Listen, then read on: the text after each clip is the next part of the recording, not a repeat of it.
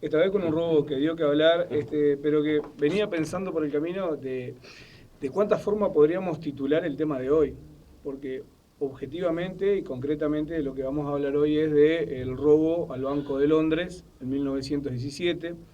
Un Banco de Londres que para aquellos que no tuvieron la oportunidad de conocerlo, que la memoria por ser jóvenes no les asiste, es donde hoy está la iglesia Pare de Sufrir, que fue en otro tiempo El banco de la Caja la Obrera. Caja Obrera, exacto. Y a este robo lo podemos titular, decía, de muchas formas, porque lo podríamos llamar también delincuentes de la banda de Butch Cassidy incurren en Uruguay, incurren en Salto. Lo podríamos titular también el primer robo a un banco en el Uruguay. Lo podríamos titular la triste historia de una familia, donde después de la situación vivida algunos logran salir adelante. O sea, lo podríamos titular de muchísimas formas a este robo, porque son muchos los aspectos que deja en evidencia este robo del Banco de Londres, que ocurrió en 1917, un año donde, para contextualizarlo a nivel mundial, el último año de la Primera Guerra Mundial, donde Estados Unidos se incorpora a la guerra, donde Italia cambia de bando, una Italia que estaba en la Triple Entente se pasa a la Triple Alianza, donde se da la revolución bolchevique, donde Rusia abandona la guerra. En Uruguay era presidente en este momento Feliciano Viera. Y un dato importante para nuestro departamento es que se inaugura el acceso al agua potable en Salto en ese periodo, que todavía no existía. O sea que ese es el contexto un poco mundial y nacional que se estaba viviendo. Presidente, decía hoy, Feliciano Viera, salteño, que ya llevaba 2 años en ejercicio de la función. Bueno, ¿quiénes fueron los del asalto, no? Vamos a comenzar por parte. Un asalto que fue realizado el 16 de octubre de 1917. Eran 2 norteamericanos y un mexicano. John Atkinson era uno de los norteamericanos, Lewis era otro, y el otro era un mexicano de apellido García. Se supone que esta gente estaba vinculada a la banda de Butch Cassidy, que fue famosa por todos los robos que cometió en Estados Unidos a bancos, a diligencias. ¿Eso se supone en realidad? ¿Hay algo que implique que sea así o es solo fantasía? No, ahora hay algunas fotos, por ejemplo, donde se lo ve a Lewis, que era uno de los ladrones, posando con Butch Cassidy y con otros más de la banda. Porque a su vez pasó lo siguiente: esta banda, una vez que comienza a tener problemas en Estados Unidos porque es asediada y la tienen como acorralada, en 1901 se vienen para Sudamérica. De Sudamérica se van a Buenos Aires, a la Argentina, a Buenos Aires. De Buenos Aires, una parte de esta banda se va para Bolivia, donde se instalan allí, donde ellos tenían mucho dinero de lo que habían sido sus robos, tenían cuentas bancarias, qué ironía, ¿no? Y allí están muchos años hasta que uno de ellos se emborracha y en una de esas borracheras hace alarde de lo que habían hecho y ahí son descubiertos y son puestos, son presos. Pero habían sabido vivir como campesinos, como trabajadores, con una forma de vida modesta, aunque acomodada. Entonces, ¿qué pasa? De ese desprendimiento, una parte se va para Bolivia, la otra parte que queda en Buenos Aires es la parte que se viene luego a Salto. Estas 3 personas que te decía hoy, Lewis, Atkinson y García, conocido como el mexicano, se vienen a Salto, estudian qué banco van a robar, porque primeramente pensaban robar el Banco República. Entienden que no existen condiciones para robar el Banco República porque pueden ser detenidos rápidamente por las condiciones de seguridad que él mismo tenía. Y es ahí donde van a estudiar el Banco de Londres. Ellos van con el pretexto de que quieren saber cuánto les cuesta un envío de dinero a Londres si lo hicieran desde acá, desde Salto. Mientras sacan los cálculos de cuánto le costaría y la transacción que deberían realizar, ellos se dedican a estudiar la condición del Banco de Londres y es allí donde entienden que sí, que tienen elementos para realizar el robo. Una vez que entienden esto, bueno, pasamos ahora a lo que es la parte del plan. Esta gente se va a Buenos Aires, desde allí piensan el plan al Banco de Londres, luego regresan a Salto nuevamente, de Salto se van a Paysandú, porque Lewis y Atkinson tenían algunos socios que estaban en Paysandú. En Paysandú diseñan tranquilamente lo que es el plan del robo, están aproximadamente unos 20 días en Paysandú, desde allí se dirigen a Montevideo a comprar armas y a comprar municiones, las condiciones necesarias para implementar el robo. Luego que regresan de Montevideo, están unos días más en Paysandú y después sí, se vienen a Salto a perpetrar el robo. Estamos hablando en este caso de Atkinson y Lewis, el mexicano. ¿Qué hace el mexicano? Atkinson y Lewis no sabían hablar el español, se mueven a partir de sus socios y de sus contactos. El mexicano, que sí lo sabía hacer, se maneja en el bajo fondo salteño, de cual él ya tenía conocimiento, era un asiduo asistente a los prostíbulos que estaban en la zona del puerto. Había un prostíbulo que era la Casa de Tolerancia, era como se le llamaba en ese momento, de Servanda, doña Servanda Rodríguez, que quedaba en lo que hoy es 19 de abril y Julio Delgado. Él iba allí, y en ese prostíbulo donde iba gente del bajo fondo, vinculado a la delincuencia, se contactaba y fue buscando allí elementos que le permitieran desarrollar toda la logística de lo que después sería el robo al banco. Entonces, bueno, en ese lugar, en ese paradero de prostíbulo, es donde él hace todos los contactos necesarios, incluso se contacta con alguien en pos de poder obtener un auto, que para ello iba a ser fundamental para el robo. Consiguen el auto es de Casarino, un servicio de taxi, hablan con él, y bueno, cuando ya tienen todo armado en el auto, de Casareto, se hace llevar y hacen contratar un chofer. En este caso Casareto contrata como chofer a Figueredo, y se hacen llevar hasta la zona de la Amarilla, donde allí hacen, recogen algunas cosas que son necesarias para él, los invita a almorzar, Casareto ni Figueredo aceptan, y desde allí se hace llevar a la zona del Daimán. Ese sería el recorrido que el mexicano establece que sería necesario, ¿no? Previo a esto hizo algunas compras en una ferretería muy importante de Salto, que era la ferretería Pera. Compra allí alguna linterna, algunos utensilios. Se conoce todo de la vuelta. Claro, pasa que... Trabajo minucioso. Sí, trabajo minucioso, pero también debo decir que hay gente en el departamento que se ha dedicado a investigar este tema. En su momento, Taborda, en 1956, hablaba de estos temas en la radio. Alberto Aguiluz hizo también una buena investigación, entonces, desde allí facilita mucho más el conocimiento. Bueno, el hecho es que el mexicano se hace llevar hasta la zona del Daimán. Allí estaban Atkinson y estaba Lewis esperándolo. Fingen que hay un problema ahí donde él se baja, y en ese momento, lo encañonan a los dos choferes y al dueño del auto, al cual los hacen bajar. Se genera allí toda una discusión donde uno de los propietarios del auto manifiesta que no se va a dejar robar fácilmente y que tendrá que ser sobre su vida, sobre su cadáver. Pero luego, al ver que están decididos los asesinos a pasar por arriba de ellos, desiste y el auto se va. El auto se va y se viene directo a Salto a protagonizar el robo. En ese contexto, esto pasa más o menos a las 11 en la zona del Daimán, 11 y media. A la 1:30 ya están acá estacionados con el auto en marcha en calle Sarandí, a media cuadra de calle Uruguay, que era donde estaba el banco. Ingresan rápidamente tanto Atkinson como Lewis al banco. Detrás de ellos lo hace el mexicano que encañona al que en ese momento estaba de portero del banco, que nunca se dio cuenta que era un robo porque fue algo tan rápido. En ese caso era el señor Meloni, que estaba de portero. Lo encañonan, él queda sorprendido, hechos así en Salto no ocurrían. Claro. Había habido algún que otro asalto, sí, pero no de estas connotaciones. Y en ese momento, ya conociendo la estructura y la logística de funcionamiento del banco, porque la habían investigado anteriormente, se dirigen hacia las zonas de cajas. El que observa esta situación y lo hace desde lejos en una perspectiva es el señor Macfarlane, que en ese momento Macfarlane es el gerente del banco, que ante la ausencia del contador, que se encontraba de licencia, él estaba allí haciendo trabajo de contaduría. O sea que estaba en el lugar que no debería estar porque su tarea era otra, pero él lo visualiza de lejos. Macfarlane, después vamos a plantear algunos datos biográficos, pero es de Londres, como también lo era el contador. O sea que la comunidad inglesa, a través de este emprendimiento, tenía aquí trabajando personas de su nacionalidad. Y digo esto porque Macfarlane toma la causa del banco como propia, la hace suya, y allí es que sale a atacar a los ladrones.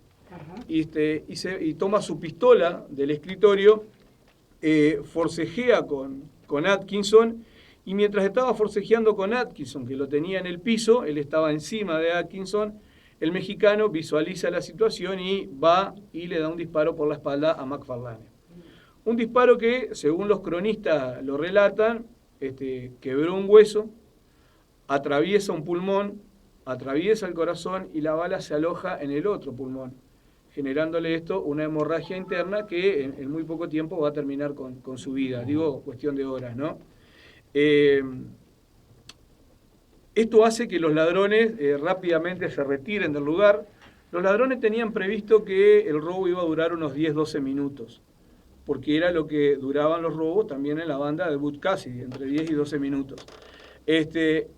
Estas instancias hicieron que todo se precipitara y en 1 minuto y medio, 2 minutos, a juzgar por quienes estaban allí, se debieron retirar, no logrando perpetrar lo que era su objetivo, el asalto al banco.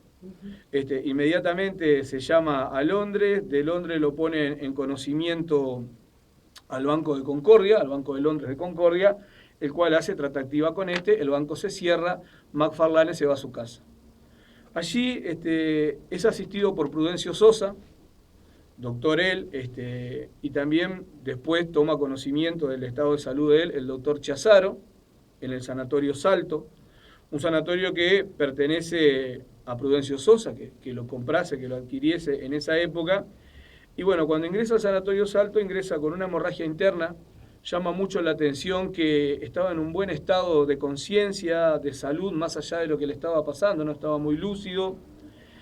Para las 18 horas se dan cuenta que era necesaria una operación, lo estudian y entienden que si lo operan no logra sobrevivir porque es muy elevada la hemorragia interna que tiene. Aproximadamente a las 20 horas fallece, no pudiendo sobrellevar esa situación que estaba viviendo. No sé cómo estamos de tiempo. ¿Estamos bien? Fue el escudo del banco, digamos, ¿no? Exacto. Decirlo de cierta manera, exacto, ¿no? Exacto. Fue el salvador del banco. Fue el salvador del banco. Es más, si no hubiera tomado esa acción, incluso esto genera toda una discusión después en la prensa del Salto, donde algunos se cuestionan por qué los otros no lo apoyaron a él. Porque cuando en la jefatura toman declaración a las distintas personas que estaban en el banco, los distintos trabajadores, y bueno, se queda de manifiesto que ninguno hizo nada en ese momento, que se retrayeron y que incluso no lo fueron a apoyar a McFarlane. Son situaciones tan imprevistas, ¿no? Sí. Que nadie sabe cómo va a reaccionar en esos momentos. Claro, pero incluso algunos lo quisieron hasta traducir como un problema de Uruguay con Gran Bretaña en cuanto a que no apoyaron a algo que no lo sentían como propio. Yo creo que es un poco desmesurado plantearlo en estos términos, pero bueno, sí resulta llamativo que nadie lo acudió en él. José, ¿cómo impactó en la sociedad este hecho? Porque haber sido fuerte, ¿no? Sí, un asalto, intento de asalto de esta magnitud. Sí, fue un impacto fuertísimo por muchas razones. Por una de ellas, lo que es el asalto en sí. Esto conmovió a la ciudadanía salteña. Vamos a relatar en un momento la huida de los ladrones, pero decir, por ejemplo, que cuando los ladrones son capturados y se los trae a la jefatura de Salto, que en ese momento jefatura y cárcel estaban en lo que es la zona frente a la Plaza 33, donde hoy está la puerta, aproximadamente se dice que entre 3.500 y 4.000 salteños se dieron cita al lugar, queriendo linchar a los delincuentes. Incluso muchos de ellos se fueron a la zona del Daymán y acompañaron la caravana cuando traían a los delincuentes que habían sido capturados. O sea que tenemos una población de que en muy poco tiempo y sin ninguna ayuda de ninguna red social ni nada que les pudiera estar transmitiendo en tiempo real. Espontánea totalmente, eso sí que fue claro, exacto, porque uno lo transmite y en el contexto actual dirá, bueno, sí, pero no es tan raro. No, sí, es raro porque en la época no había ningún medio que lo estuviera informando al instante. Y ellos, inmediatamente que, bueno, el robo fue fallido, volvieron para Daymán. Exacto, cuando deben salir del banco por la situación que se da, ellos toman calle Sarandí hasta Brasil, de allí se van hasta Washington Beltrán, y de Washington Beltrán se van para la zona del Daymán, porque el objetivo de ellos era ese, llegar hasta el Daymán y desde el Daymán cruzar por río hacia la Argentina. Habían dejado todo más o menos en consonancia para poder hacerlo así. Lo que ocurre es que llegando al Daymán se estanca el auto que ellos tenían, un Ford de la época, se estanca en el agua, deben salir a esconderse en el campo y allí cuentan con el apoyo de la policía de Paysandú, que se hace presente también a través de su comisario, Geroncio, don Geroncio, que viene a tomar cartas en el asunto, que se disfraza, porque esto lleva un tiempo entre que se escapan y que lo toman y que lo atrapan, Don Geroncio se disfraza de peón rural y hace que está barriando al ganado, incluso se cruza con los malhechores, que optan por no hacer nada a los malhechores en el apuro que tenían de irse, pero que estaba dentro de sus planes, sí, ellos mismos pues lo confiesan, haberlo matado. Malhechores que también manifiestan que en el asalto al banco no tenían intención de herir a nadie, y que bueno, que fue una cosa que se les fue de las manos, según dice el mexicano. Y hay una cosa, un detalle que es importante, y es que en los robos de Butch Cassidy generalmente no herían a gente, eran robos muy bien cronometrados. Pero bueno, eso queda en lo que dicen ellos. Pero viste que siempre se puede conocer la dinámica del lugar, la dinámica de la seguridad, pero nunca podés prevenir la reacción de la gente. Claro. Eso Exacto, nunca se sí, puede sí. prevenir, ¿no? Exacto. Y es imposible, ¿no? En la medida que Claro. somos personas únicas, irrepetibles, con patrones psicológicos totalmente desconocidos, ¿no? Porque algunas cosas se pueden prever y otras no.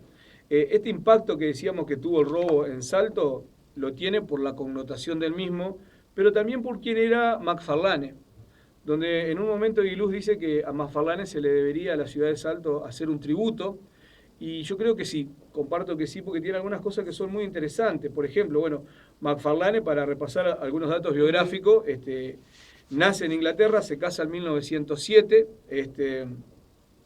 trabaja en el Banco de Londres en Inglaterra, luego es trasladado a Montevideo y desde Montevideo se viene a Salto.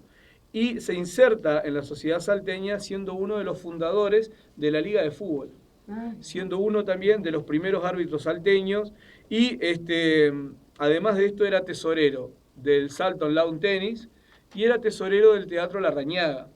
O sea que estaba involucrado. Una actividad social muy importante. Exacto, una actividad social muy importante. Él vivía en la casa al lado del banco. O sea que era un tipo que estaba muy involucrado y muy vinculado a la sociedad salteña, por eso fue que impactó tanto lo que ocurrió. Sí. Tanto impactó que en la hora del entierro, a las 17, cuando lo entierran en el cementerio inglés, los comercios de Salto deciden cerrar sus puertas y concurrir todos al entierro de él. O sea, algo nunca visto en la sociedad salteña. O sea que era alguien muy reconocido desde los diferentes aspectos. Bueno, la huida se da en los términos que planteaba recientemente, ¿no? No solamente participa la jefatura de Salto, sino que participa el batallón número 3, que también va en la búsqueda de él, y es atrapado al final por Geroncio, decíamos, el comisario perteneciente a Paysandú. Lo capturan en la zona del Horvidero, incluso al mexicano lo llevan en un momento para interrogarlo hacia lo que hoy es la parte donde estaría en la meseta de Artigas, allí la comisaría. Lo llevan a la comisaría, lo registran y luego es traído a Salto. Bueno, una situación muy, muy tensa, son interrogados, no dan muchos detalles, quien brinda mayor detalles es el mexicano, y mientras están en la cárcel se da una situación bastante curiosa y particular, y es que la viuda pide visitar a los presos. Visita a los presos, va acompañada también de 2 ingleses más que la acompañan en ese momento, observa a los mismos, y bueno, y con una cara de desprecio y de incomprensión se retira. Este hecho generó alguna controversia porque, bueno, surgieron las preguntas de por qué dejaron ingresar a la viuda a ese contexto, porque esto lo que hizo fue apresurar el estado de deterioro que ella estaba sufriendo por la situación vivida y rápidamente enloquece. Queda enajenada, la llevan a Buenos Aires, la internan en una casa de salud y aproximadamente a los 40 días muere. Muere de una enfermedad que tiene que ver con el deterioro de la parte física a partir de su locura. O sea, una locura que la llevó al descuido, a no comer, a no higienizarse. Ella muere en ese contexto. Acá saldría tema para otro, que es el tema de la tumba vacía, porque en el cementerio inglés está la tumba de McFarlane y la tumba de Daisy McFarlane, su mujer. Sin embargo, cuando se revisó la tumba, porque la misma estaba sufriendo un deterioro, no estaba Daisy McFarlane. Algunos especularon que estaba en Buenos Aires. En realidad está en el cementerio británico, en Montevideo. Rápidamente, bueno, la sociedad salteña se hizo eco de esta situación. Se organizaron, la comunidad inglesa se hizo cargo de los hijos. La mayor muere muere de tristeza, quedan 4 hijos, termina siendo una historia triste, muy sí, trágica, muy trágica por demás, muere la madre a los 40 días, muere la hija mayor de tristeza, la comunidad inglesa se hace cargo, unos años después se organiza una colecta en la cual participan en ese momento personas destacadas de Salto, entre ellos participa Zuparo, Armstrong, Pereira, reúnen un dinero importante.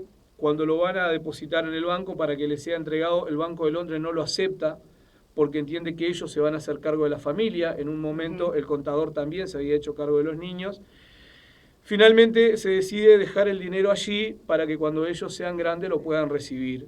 Ellos reciben el dinero unos cuantos años después, la hija más chica ya tenía 23 años, 1936 más o menos, cuando reciben el dinero. Agradece a la sociedad salteña, con la cual se siente en deuda por este gesto de hospitalidad que tuvieron. Y bueno, la historia cómo termina. 2 de los hijos de los Macfarlane, un varón y una mujer, trabajan en la BBC de Londres. Uno de ellos es el encargado de la parte de música y prensa latina. Otro se va a vivir a Buenos Aires y el otro, la otra hija se va a vivir a Buenos Aires y el otro de los hijos vive en Australia, por lo menos vive allí, se conoce hasta que comenzó la Segunda Guerra Mundial, después se olvidó, no se sabe el paradero. Estamos casi en tiempo, ¿no? Pero terminamos con ¿qué fue de los ladrones? Bien. Bueno, ¿qué fue de los ladrones? Los ladrones tuvieron distinto destino, porque Atkinson muere en 1927 producto de una pulmonía. El mexicano, de quien se dice que era el más rebelde, el más revoltoso de ellos, pensando que no iba a salir más de la cárcel, porque fue él el que mató a Macfarlane, llama a un policía pretextando darle una esquela. Cuando el policía se acerca, lo toma del cuello, le roba el arma y mata al policía. Bueno, el mexicano después muere en la cárcel. Algunos dicen que lo ayudaron a morir, otros dicen que, bueno, que simplemente murió. Lewis, el otro de los que había participado, una vez que es liberado en 1934, viene a Salto. De esto estaba en Montevideo, ¿no? Preso. De esto está enterado la policía y está enterado también la comunidad inglesa y del Banco de Londres. Viene a Salto, quizás que rememorando ese pasaje por acá, y luego de ahí no se sabe qué fue de su vida.